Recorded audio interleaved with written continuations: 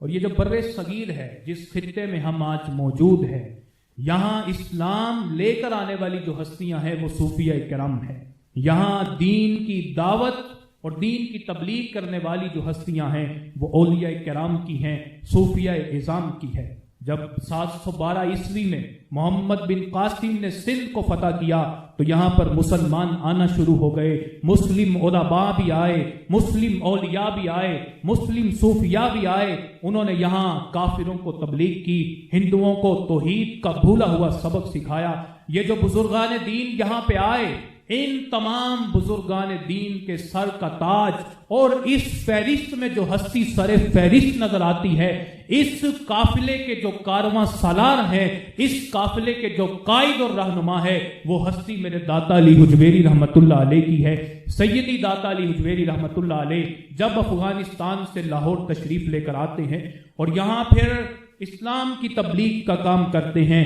دین کی دعوت دیتے ہیں، بے شمار ہندوؤں کو مسلمان کر دیتے ہیں، بے شمار مشرکین جو بتوں کو پوجتے تھے، داتا علی حجویری نے انہیں رب کے سامنے جھکنا سکھا دیا۔ جو ہر در پہ سجدہ کرتے تھے، میرے داتا نے انہیں فقط رب کے سامنے سجدہ کرنا سکھایا۔ کفرستان تھی یہ جگہ، یہاں پہ صرف کافر اور مشرک بستے تھے، صرف چند مسلمان یہاں پہ موجود تھے۔ میرے داتا علی حجویری رحمت اللہ علیہ کی تبلیغی مساعی کی وجہ سے بے شمار لوگوں نے اسلام کو قبول کیا اور کلمہ توحید پڑھ کے مسلمان ہو گئے۔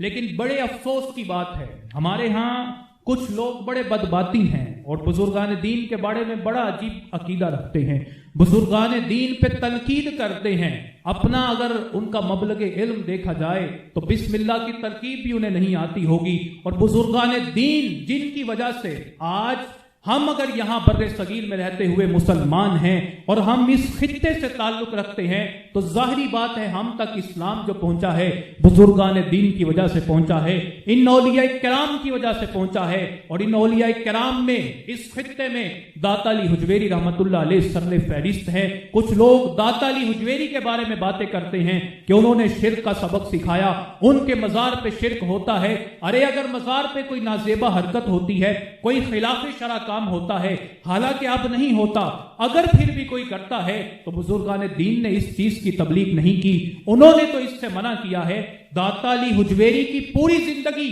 اسلام کی تبلیغ میں گزری، وہ یہاں پہ آئے ہی لوگوں کو توحید کا بھولا ہوا سبق سکھانے کے لیے۔ بے شمار مرتبہ ہندوؤں نے آپ پہ ظلم و ستم کیا، بڑی مرتبہ مارا پیٹا، زد و کوب کی، بعض مرتبہ ایسا بھی محسوس ہونے لگا کہ اب شاید داتا علی حجویری بچ نہیں پائیں گے، لیکن اللہ نے پھر زندگی دی۔ آپ نے ساری زندگی اسلام کی تبلیغ میں صرف کر دی، بے شمار مشرکین کو کفر کی ظلمتوں سے نکالا اور توحید کے نور سے روشن اور منور کر دیا۔ اور آپ بڑی ہی عظیم ہستی ہیں، اللہ نے آپ کو بڑے مرتبے سے نوازا ہے، بڑا مقام عطا فرمایا ہے۔ آج ایسے ہی خلقت دربار داتا پہ کھینچی نہیں چلی جاتی، اللہ نے بڑی عظمت اور شانوں سے نوازا ہے۔ آپ نے یہاں آ کے رب کا پیغام پھیلایا، اللہ نے آپ کا ذکر بھی بلند کر دیا۔ اور جب آپ یہاں لاہور میں تشریف لے کر آتے ہیں،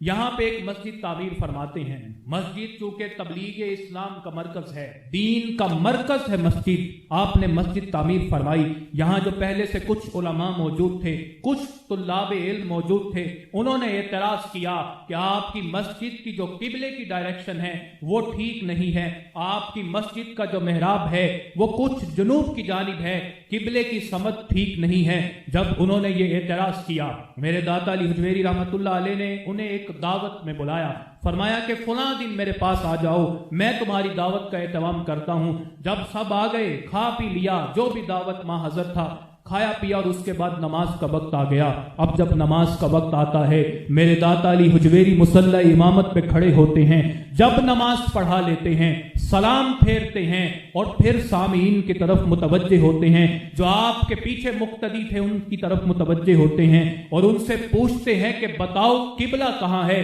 یہ کہنے کی دیر تھی، آپ کی کرامت کا ظہور ہوا، یہ کہنے کی دیر تھی کہ خانہ کعبہ تک جتنے حجابات تھے، جتنے پردے تھے، جتنی دیواریں تھی، سب ہٹ جاتے ہیں اور رب کریم کا گھر خانہ کعبہ سامنے نظر آ رہا ہوتا ہے۔ سامعین و حاضرین کو، تمام مقتدین کو یہ بھی پتہ چل جاتا ہے کہ قبلہ کی سمت بھی درست ہے، اور یہ جو شخصیت ہے یہ کوئی عام ہستی نہیں بلکہ اللہ کی باکرامت ولی ہستی ہے۔ یہ بارگاہ بڑی ہی عظیم بارگاہ ہے۔ اپنے وقت کے بڑے بڑے علماء یہاں حاضری کو اپنی سعادت سمجھا کرتے ہیں، اور بڑے بڑے اولیاء کاملین در داتا پہ حاضر ہوا کرتے تھے، اور بڑے بڑے اولیاء کرام یہاں سے کسب فیض کیا کرتے تھے۔ سلطان الہند خواجہ معین الدین چشتی اجمیری رحمت اللہ علیہ، جنہوں نے بے شمار کافروں کو مسلمان کیا، بے شمار مشرکین کو موحد بنایا، وہ جب داتا علی حجویری کی چوکھٹ پہ آتے ہیں، یہاں 40 دن قیام کرتے ہیں،